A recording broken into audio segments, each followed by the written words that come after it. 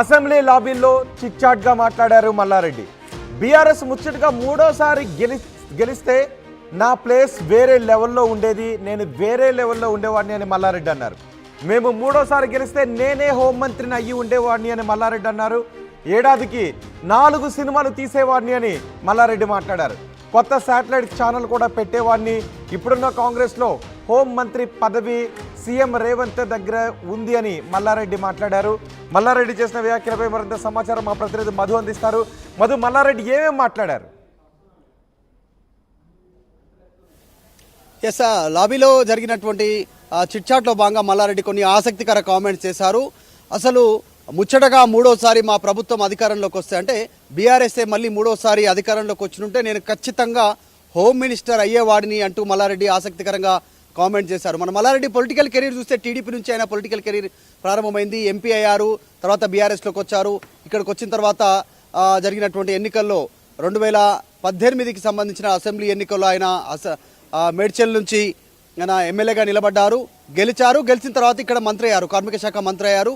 తర్వాత ఆయన డ్రీమ్ అసలు హోమ్ మినిస్టర్ కావాలనేటువంటిది ఆయన డ్రీమ్ చాలా రోజుల నుంచి ఆయన చెప్తూ వస్తూ ఉండేవారు. అదే అంశాన్ని ప్రస్తావించారు లాబీలో జరిగినటువంటి చిట్చాట్లో భాగంగా.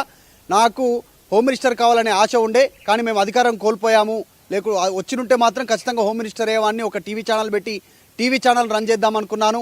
ఆ టీవీ ఛానల్ ద్వారా పెద్ద ఎత్తున విప్లవం తీసుకొద్దామనుకున్నాను, భారీగా సమాచార విప్లవాన్ని తెద్దామనుకున్నాను అంటూ స్టేట్మెంట్ చేస్తూనే మరొక కామెంట్ చేశారు ఆయన. సంవత్సరానికి గతంలో చెప్పినట్టుగా చిరంజీవి వచ్చినటువంటి సందర్భంలో మల్లారెడ్డి కాలేజీలో ఒక సినిమా ఫంక్షన్లో ఆయన చెప్పారు, సినిమాలు తీద్దామనుకుంటున్నాను, నిర్మిద్దామనుకుంటున్నాను, సినిమా ఇండస్ట్రీలోకి ఎంటర్ అయిదామనుకున్నాను. అందులో భాగంగానే సంవత్సరానికి 4 సినిమాలు నిర్మిద్దామనుకున్నాను అనేటువంటి ఒక స్టేట్మెంట్ కూడా ఆసక్తికరమైనటువంటి స్టేట్మెంట్ చేశారు. సో బ్రేక్ సందర్భంగా అసెంబ్లీ హాల్లో జరిగినటువంటి మీడియా హాల్లో జరిగినటువంటి దాంట్లో చిట్చాట్లో భాగంగా మాట్లాడారు. దాంతోపాటు ఆయన పొలిటికల్ కెరీర్ ఏ రకంగా స్టార్ట్ అయింది, గతంలో ఆయన ఎట్లా యాక్టివ్గా ఈ స్థాయి వరకు వచ్చారనేటువంటి అంశాలను కూడా మెన్షన్ చేశారు.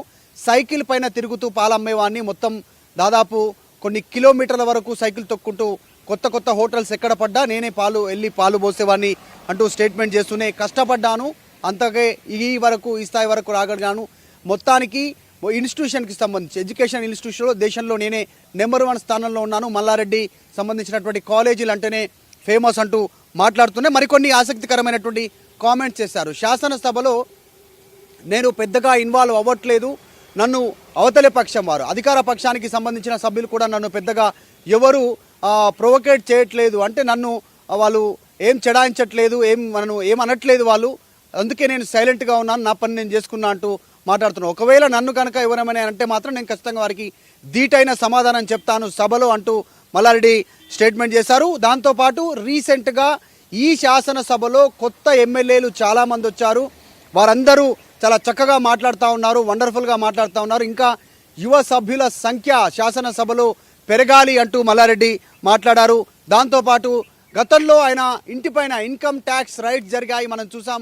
ఇన్కమ్ ట్యాక్స్ రైడ్ జరిగినటువంటి సందర్భాన్ని కూడా ఆయన మెన్షన్ చేశారు. ఆ సమయంలో ఇన్కమ్ ట్యాక్స్ అధికారులే ఆశ్చర్యపోయారు, మా ఇంట్లో ఏమీ దొరకలేదు, వారికి ₹1 కూడా దొరకలేదు అనేటువంటి స్టేట్మెంట్ చేశారు. అయినప్పటికీ కూడా శాసనసభలో నా వర్క్ నేను చేసుకుంటూ పోతా ఉన్నాను, సైలెంట్ గాను మాట్లాడుతూనే ఈ రకంగా ఆయన కొంచెం ఆసక్తికర కామెంట్ చేస్తారు. రేవంత్ పాలన గురించి, బీఆర్ఎస్ ను వదిలి వెళ్ళిన ఎమ్మెల్యేల గురించి కూడా ఏమన్నా మాట్లాడారా? Yes, exactly. అందరూ వస్తారు మాతో పాటే, అక్కడ ఇంట్రెస్ట్గా లేరు, అందరూ తిరిగి బీఆర్ఎస్లోకి రావడానికి సిద్ధంగా ఉన్నారంటూ కూడా మల్లారెడ్డి స్టేట్మెంట్ చేశారు. కానీ ప్రస్తుతానికి మాత్రం బండ్ల కృష్ణమోహన్ రెడ్డి ఒక్కరే తిరిగి వస్తానని చెప్పేటువంటి స్టేట్మెంట్ చేశారు. కానీ ఇంకా 3 పేర్లు వినిపిస్తున్నప్పటికీ ఎవరు అనేటువంటిది క్లారిటీ రాలేదు.